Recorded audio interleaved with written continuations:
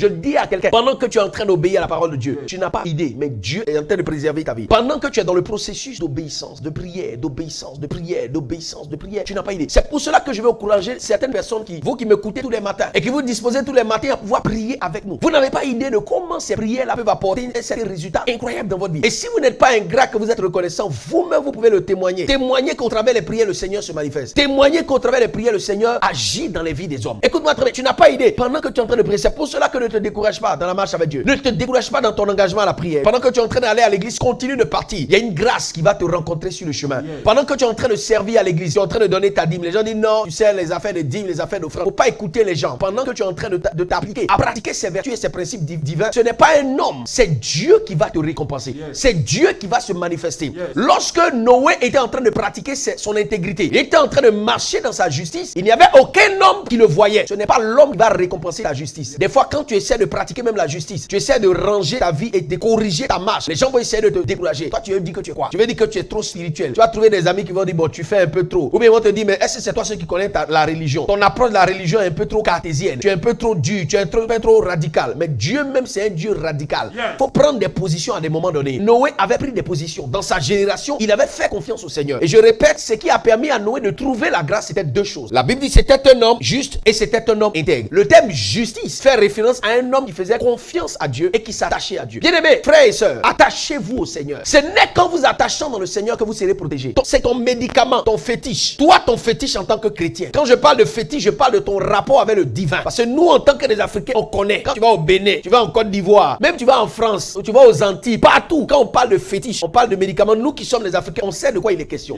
Nous, notre fétiche, en tant que des enfants de Dieu, c'est Jésus-Christ de Nazareth. Et pour que ta relation avec Dieu puisse apporter certains bénéfices dans ton destin, il faut que ton cœur soit saisi d'une certaine confiance. C'est pas parce que tu pries. Dans ton cœur, tu dois avoir une certaine confiance dans Dieu. Une certaine confiance quant à sa présence avec toi. Une certaine confiance quant à son rapport avec toi. Mais il faut avoir une certaine confiance quant à son engagement à ton égard. Croyez que Dieu est de votre côté. Croyez que Dieu marche avec vous. Croyez que Dieu est auprès de vous. Croyez que Dieu vit avec vous. Croyez que Dieu marche avec vous. Croyez aussi que Dieu vous protège. Votre foi, votre confiance, c'est votre étape de justice. Et la deuxième chose, c'est l'intégrité. L'intégrité, c'est quoi? La pratique du principe. Celui qui pratique le principe est celui qu'on appelle un homme intègre. L'intégrité, c'est un homme qui pratique les principes et les vertus divines. Il y a quelqu'un qui entend le son de ma voix. Tu seras préservé au nom de Jésus. Amen. La deuxième chose, c'est quoi? C'est que Noé n'a pas été accepté seulement du malheur, comme je viens de dire, mais Noé a eu le privilège de rencontrer une grâce distinguée de Dieu. C'est-à-dire, le malheur devait atteindre tous les hommes, mais Noé n'était pas atteint du malheur. Ça, c'est un. La deuxième chose, en plus du malheur qui ne devait pas atteindre Noé, Noé avait été choisi, lui et ses 3 enfants, pour perpétuer l'histoire de l'humanité. Dieu venait de sélectionner Noé pour accomplir des exploits dans la génération. Tous les hommes qui sont sur la terre sont sortis de Noé directement. Il y a Sem, Cham et Japheth. Les 3 fils de Noé, c'est ceux-là qui vont peupler la terre. Ils vont faire des enfants. Et c'est cette population-là qui va donner naissance à l'humanité que nous avons. Le premier environnement humain a été détruit et Dieu a recyclé toutes choses. Mais Noé a été celui que Dieu a utilisé pour accomplir ce plan. Et ce qu'on appelle une exception divine, c'est lorsque le Seigneur vous préserve d'un malheur certain et il vous fait accepter, il vous fait échapper à un danger. Alors quand on dit qu'un homme a été accepté, c'est pas l'exception du malheur, c'est aussi l'exception du privilège. Dieu lui donne le privilège de bénéficier de quelque chose de spécial. Écoute-moi, enfant de Dieu, ne te décourage pas sur le chemin de ton obéissance. L'obéissance est difficile. Pratiquer la parole de Dieu est difficile. Aller tous les dimanches à l'église est difficile. Suivre un prophète est difficile. Marcher avec un homme de Dieu, c'est difficile. Servir Dieu, c'est difficile. Faire les choses de Dieu, des fois, c'est difficile. Mais ça va prévaloir dans ta vie et ça va te sécuriser. Ne mets pas ta confiance dans autre chose que le Seigneur. Tu n'as pas autre chose sur qui tu peux compter.